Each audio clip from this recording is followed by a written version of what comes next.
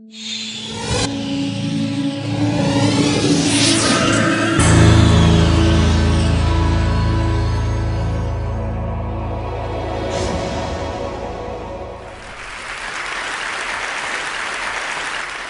I wanted to start with the question, when was the last time you were called childish? For kids like me, being called childish can be a frequent occurrence. Every time we make irrational demands, exhibit irresponsible behavior, or display any other signs of being normal American citizens, we are called childish. Which really bothers me. After all, take a look at these events. Imperialism and colonization, world wars, George W. Bush. Ask yourself, who's responsible? Adults. Now, what have kids done? Well, Anne Frank touched millions with her powerful account of the Holocaust. Ruby Bridges helped to end segregation in the United States. And most recently, Charlie Simpson helped to raise 120,000 pounds for Haiti on his little bike. So as you can see evidenced by such examples, age has absolutely nothing to do with it. The traits the word childish addresses are seen so often in adults that we should abolish this age discriminatory word when it comes to criticizing behavior associated with irresponsibility and irrational thinking.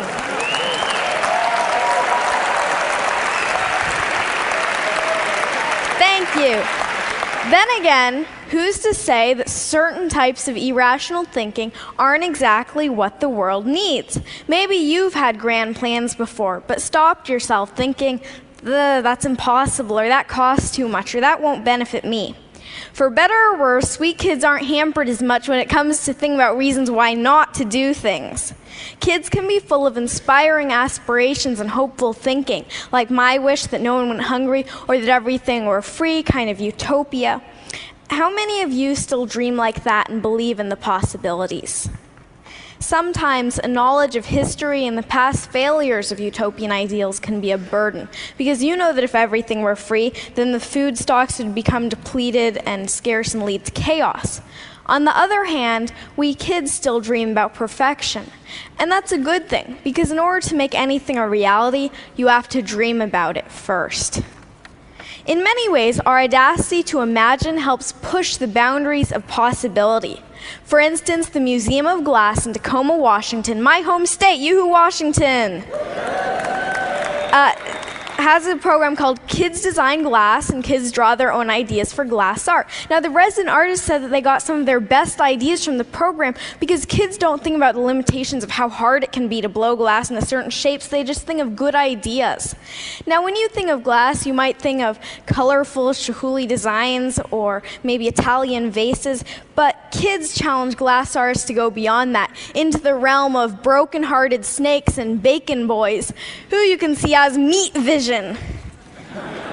Now, our inherent wisdom doesn't have to be insider's knowledge. Kids already do a lot of learning from adults, and we have a lot to share. I think that adults should start learning from kids. Now, I do most of my speaking in front of an education crowd, teachers and students, and I like this analogy. It shouldn't just be a teacher at the head of the class, telling students, do this, do that. The students should teach their teachers. Learning between grown-ups and kids should be reciprocal. The reality, unfortunately, is a little different, and it has a lot to do with trust, or a lack of it. Now, if you don't trust someone, you place restrictions on them, right? If I doubt my older sister's ability to pay back the 10% interest I established on her last loan, I'm going to withhold her ability to get more money from me until she pays it back. True story, by the way. Now, adults seem to have a prevalently restrictive attitude towards kids, from every don't do that, don't do this in the school handbook, to restrictions on school internet use. As history points out, regimes become oppressive when they're fearful about keeping control. And although adults may not be quite at the level of totalitarian regimes, kids have no or very little say in making the rules, when really the attitude should be reciprocal, meaning that the adult population should learn and take into account the wishes of the younger population. Now, what's even worse than restriction is that adults often underestimate kids' abilities. We love challenges, but when expectations are low, trust me, we will sink to them. My own parents had anything but low expectations for me and my sister. Okay, so they didn't tell us to become doctors or lawyers or anything like that. But my dad did read to us about Aristotle and pioneer germ fighters when lots of other kids were hearing the wheels on the bus go round and round. Well, we heard that one too, but pioneer germ fighters totally rules. I loved to write from the age of 4, and when I was 6, my mom bought me my own laptop equipped with Microsoft Word. Thank you, Bill Gates, and thank you, Mom. I wrote over 300 short stories on that little laptop, and I wanted to get published. Instead of just scoffing at this heresy that a kid wanted to get published or saying, wait until you're older, my parents were really supportive. Many publishers were not quite so encouraging. One large children's publisher ironically saying that they didn't work with children. Might want a children's publisher not working with children. I don't know, you're kind of alienating large client there. Now, one publisher, Action Publishing, was willing to take that leap and trust me and to listen to what I had to say. They published my first book, Flying Fingers, you see it here, and from there on, it's gone to speaking at hundreds of schools, keynoting to thousands of educators, and finally today, speaking to you. I appreciate your attention today because to show that you truly care, you listen. But there's a problem with this rosy picture of kids being so much better than adults. Kids grow up and become adults just like you. Or just like you? Really? The goal is not to turn kids into your kind of adult, but rather better adults than you have been, which may be a little challenging considering your guys' credentials. But the way progress happens is because new generations and new eras grow and develop and become better than the previous ones. It's the reason we're not in the dark ages anymore. No matter your position or place in life, it is imperative to create opportunities for children so that we can grow up to blow you away. Adults and fellow TEDsters, you need to listen and learn from kids, entrust us and expect more from us. You must lend an ear today because we are the leaders of tomorrow, which means we're going to be taking care of you in your old and senile. No, just kidding. Actually, no, really, we are going to be the next generation, the one who will bring this world forward. And in case you don't think that this really has meaning for you, remember that cloning is possible, and that involves going through childhood again, in which case you'll want to be heard just like my generation.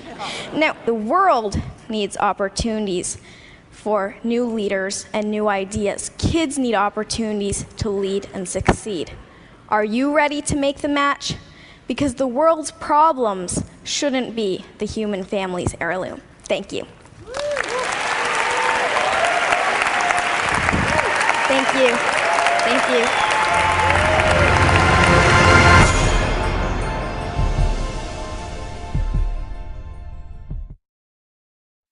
The electric grid was conceived in the age of Edison, designed in the age of Eisenhower, installed in the age of Nixon, and it has not been upgraded since. It's just not able to keep up with modern needs.